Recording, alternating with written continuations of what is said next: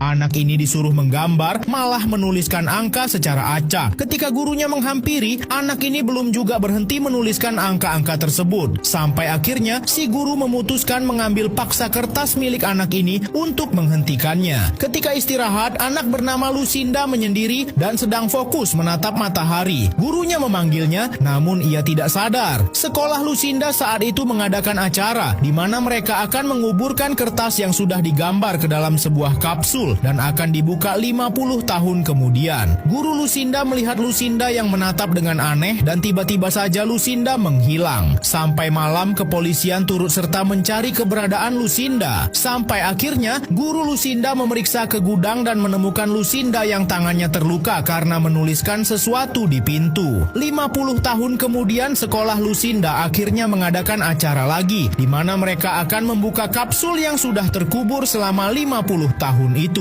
Guru Lucinda dulu turut hadir di sana dan kini sudah tua. Ketika tabung dibuka, guru membagikan surat-surat di dalamnya kepada para anak-anak dan mereka gembira mendapatkan gambar-gambar unik di masa lalu. Namun, salah seorang anak laki-laki bernama Caleb mendapatkan surat yang berisi angka-angka acak milik Lucinda dulu dan tidak mengerti maksud dari angka tersebut. Anak itu membawa pulang kertas tersebut dan memberikannya kepada sang ayah serta menganggap kemungkinan ada teka-teki di kertas ini. Namun ayahnya tidak percaya, tapi ketika ia tidak sengaja menaruh minuman di atasnya dan membuat bekas lingkaran di kertas itu, ia mulai penasaran. Pria bernama John ini kemudian menuliskan beberapa angka di papan tulis dan mencoba memecahkannya. Sampai akhirnya ia mendapatkan petunjuk dan mencarinya di internet. Ia menemukan berita soal 9 garis miring 11 di mana korbannya mencapai 2.996, sama seperti angka di kertas itu. Karena tidak yakin, John kembali menuliskan angka-angka lain dan mencarinya di internet, di mana ia menemukan peristiwa-peristiwa seperti pesawat jatuh dan jumlah korbannya yang sama persis seperti di kertas itu. Semua angka di kertas ini menunjukkan peristiwa-peristiwa bencana yang terjadi selama beberapa tahun ini. John yang adalah seorang dosen di EMIT kemudian menunjukkan hal ini kepada rekan sesama dosennya. Tapi tentu saja teman John menganggap itu hanyalah sebuah kebetulan, perbuatan orang iseng. John tentu saja tidak terima karena dianggap gila dan memutuskan mencoba menemui guru tempat Caleb bersekolah saat acara perayaan 50 tahun sekolah itu kemarin. John menanyakan soal Lucinda yang adalah muridnya dulu dan guru itu menceritakan masa lalu di mana Lucinda ditemukan mencakar pintu gudang sekolah ketika menghilang. John sendiri mulai mencari keberadaan alamat Lucinda. Sementara itu, anaknya Caleb sendirian bermain di halaman sampai seorang pria asing datang kepadanya seperti membisik